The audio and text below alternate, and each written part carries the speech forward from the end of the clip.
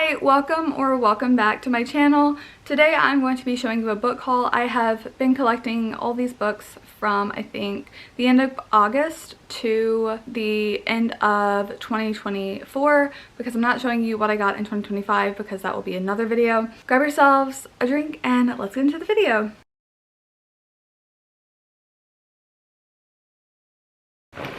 So I have a bag of books here.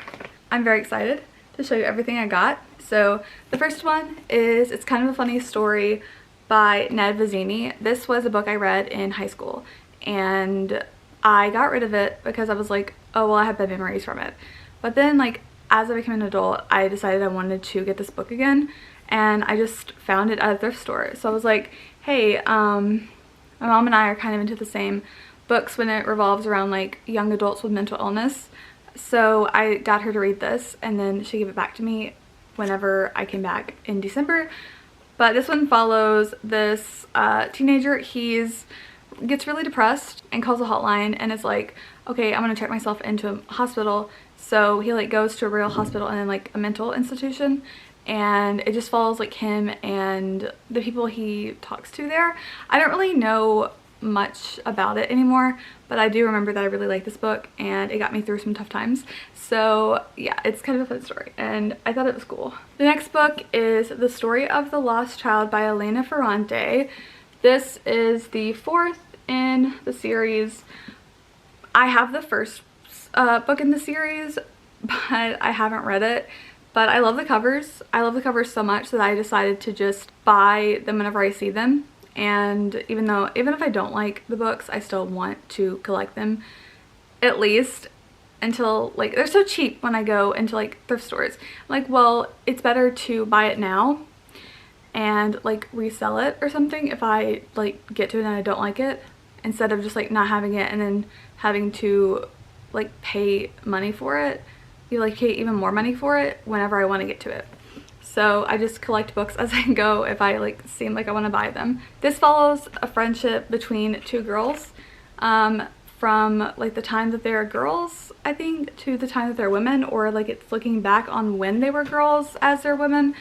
I don't know. It looks really good, so I decided to get the fourth one even though I haven't read the first one or have any of the other ones in the series. Similar to that last book, I have Night World #2. This is by L.J. Smith, the author of The Vampire Diaries, which I've never read The Vampire Diaries, but I have the first one, I haven't read it, and I bought the second one because, I mean, it just looks like that 2000s supernatural romance that I like grew up on. So I'm really excited to get to these, even though, like I said in the last one, I'd rather buy it if I, like, in case I do like them, than to wait and not be able to get them or have them be like a lot more money than, because this one was like $1 probably at this little thrift store in Florida. And this one is 1,000 Ships by Natalie Haynes. This is a Greek mythology retelling following the Trojan War, I think. But I don't know, it's one that I've been wanting to get to for a while. I found this at a library book sale, so I decided to pick this up. I have no clue what this book is about. My mom told me that I would probably like it, so she gave it to me. I don't really know. I don't want to read too much into it because I kind of want to be surprised, but my mom has really good taste in books, so I figure I'm going to like this, and then I'll update her whenever I do read it, which I don't know when that's going to be, but yeah. So I like, this one just looks cute. Did I say? Yeah, but like these are raised. Like, I don't know, it's really cool. This is Sometimes a Great Notion by King Kesey. This is an author I read from before. He wrote One Flew Over the Cuckoo's Nest. And on the back of this one, it says that this is his second book. So I read his first book and this is his second book. And it's about an Oregon logging clan. And there's a strike in a small lumber town along the Oregon coast. And it just follows the people. And in the back it says it is a novel with the mythic impact of Greek tragedy, which I'm excited for, but also kind of scared for, because King Kesey is really good at making you feel awful, but like there was hope in One Flew Over the Cuckoo's Nest, but it was also awful in the end. So I'm wondering, because this is like almost 700 pages and One Flew Over the Cuckoo's Nest was not nearly that long. It was like maybe 300 max.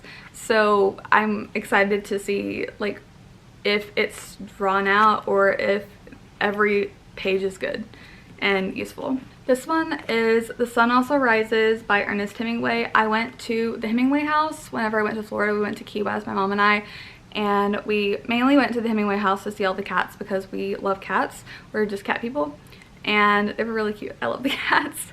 There was a bookstore there with like all of his books, and well, not all of them, probably, but I'm not sure. I don't really know. I've never read Hemingway before, but I bought this one because it's just the one that I've heard the most about.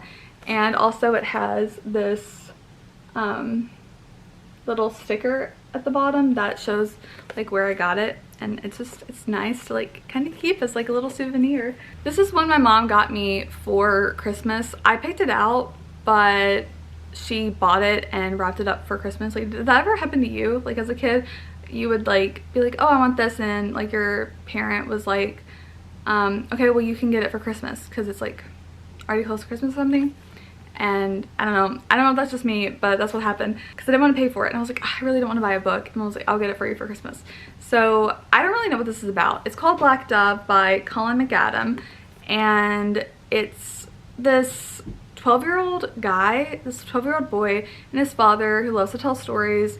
And his father tells about the black dove, which is an elusive flower that gives strength, and the girl who consumes it as she battles attackers and yearns for happier realms. So he's running from a bully one day, and he goes into this junk shop, and afterwards like he spends his afternoons in that shop, and it's kind of creepy and it's odd. And then he joins the shop owner for experimenting in dangerous forms of genetic editing while he becomes friends with the girl across the street. It just, I think it's gonna be very tough to read because the last sentence is, in Black Dove, McAdam celebrates the value and shortfalls of storytelling, finding a light in all the darkness to conjure a tender portrait of childhood's end. And it's really, I'm really nostalgic for my childhood, and it's sad to think like I'll never be a kid again. So hopefully this one doesn't break my heart too much, but I just love the cover. And on the back there's like a frog. It just, this is a cover by, basically. This is Tuesdays with Maury by Mitch Albom. This one follows Mitch Albom, who talks to one of his heroes, basically, someone who was always there for him, who is a college professor, and it just follows like the college professor and his relationship while he like knows that the college professor is gonna die soon. And it seems like it's gonna make me cry my eyes out. Yeah, this is the first edition actually. I got excited when I saw this at the library book sale. I didn't know it was the first edition. And then this is just a completely random book that I decided to get at the library book sale. It's called The Book of Totally Useless Information by Don Voorhees. It's just different answers to random questions. Like, let's flip, like, was there ever a real Betty Crocker? And was there ever really a Mother Goose? Or why do champagne bottles have that deep indentation at the bottom? Things that are seemingly useless, but just a big book of fun facts, and I just love learning. And even if it's not like going to amount to anything, I just love knowing the answers to stuff. So I thought this was like an amazing book for me to get. I was so happy to get this because I know my husband's also gonna love it. So there's kind of a theme with me having the first book in a series, not reading it, and then buying more books in a series. But this is Hollow City, the second novel of Miss Peregrine's Peculiar Children by Ransom Riggs. And I read some of the first one in high school, and I really liked it. And I have a similar taste to high school me, except I can stand like spiciness and romance, and I like romance subplots, but that's about the only thing that's changed, is that I don't hate romance anymore. So I don't really know how to describe this, except I think some of the kids have like weird powers, but not like superhero powers, but like kind of freaky powers. I have Murder on the Orient Express by Agatha Christie. I have a couple Agatha Christie books. This one is just following after midnight, the famous Orient Express is stopped in its tracks by snow. By morning, a millionaire lies dead in his compartment, but the door is locked from the inside. It's just a locked door murder mystery. So, I don't know, it seems fun. I've never really read one of these before, so I hope I can get into the Queen of Murder Mystery. I have 2 more books from the vacation haul. So this is Less by Andrew Sean Greer. I've seen this one in bookstores a lot and I was like, oh, that looks really interesting, but I never picked it up because this says it was $17 and I'm like, that's a little expensive for a book that I don't know much about, but I found it at a thrift store. So I was like, cool, I'll buy it, like $2 probably.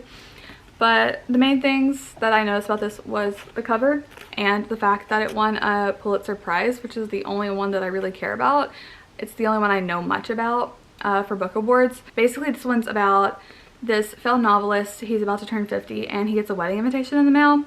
And it's his boyfriend of the past 9 years is engaged to someone else. So he's like, he can't say yes, but he can't say no because he doesn't have a reason to say no, but he finds these invitations to random literary events around the world, so he decides to go to all of them just to get out of this wedding.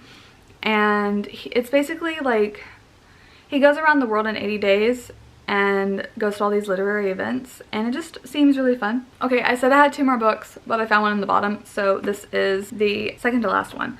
So it's True Biz by Sarah Novick. This follows students at the River Valley School for the Deaf, and it follows them and some of the staff. It just seems really neat and like I would learn some stuff. It's a story of sign language and lip reading, disability and civil rights, isolation and injustice, first love and loss, and above all, great persistence, daring, and joy. I got a recommendation for this whenever I asked like these publishers or something. They like sent me an email a couple years ago and they're like, here, get a book recommendation for someone for Christmas. And I asked for something along the lines of The Catcher in the Rye, and they sent me True Biz. So I don't know how similar that is. It's following school and kids, so maybe it's similar, not really sure. So the last book I got on vacation is called Trespasses by Louise Kennedy. I'm not really sure what this one's about. I tried to read it and I didn't really understand it because it's pretty historical fiction and I don't know anything about Northern Ireland during the Troubles. A young woman is caught between allegiance to community and a dangerous passion. So I looked up what the Troubles were, and in Ireland it was like this dispute between, like this conflict between religion and politics. So now on to the books that I got at McKay's, which is a place in Tennessee and a couple other states. It's a secondhand store where you get like electronics, games, music, books, just tons of stuff. The first one I got was Of Mice and Men by John Steinbeck. I really want to read this one. I got it spoiled for me in high school, but I've since forgotten who things happen to. I know what happens, but I don't know like exactly who it happens to, so I'm glad that I don't know that. It's a very short book. It is 107 pages and I'm probably gonna read this next month, so I'm very excited. And then I started this one, actually no, I got this one, I did not get this one at McKay's, I got this one on vacation. The 7 Habits of Highly Effective People by Stephen R. Covey.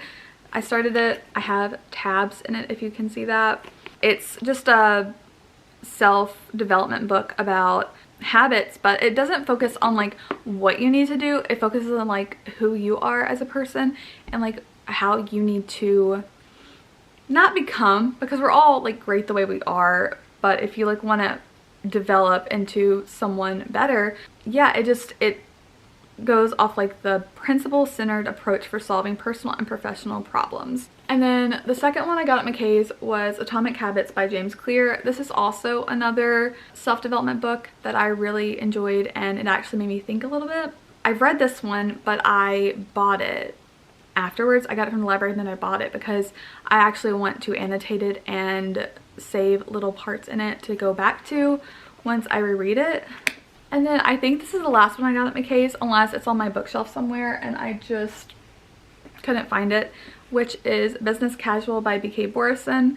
And I read Love Light Farms by this author, and I have the rest of her books on my bookshelf for the Love Light Farm series, and actually her new one. But this is the published edition, like the traditionally published edition, but I only have the self-published editions.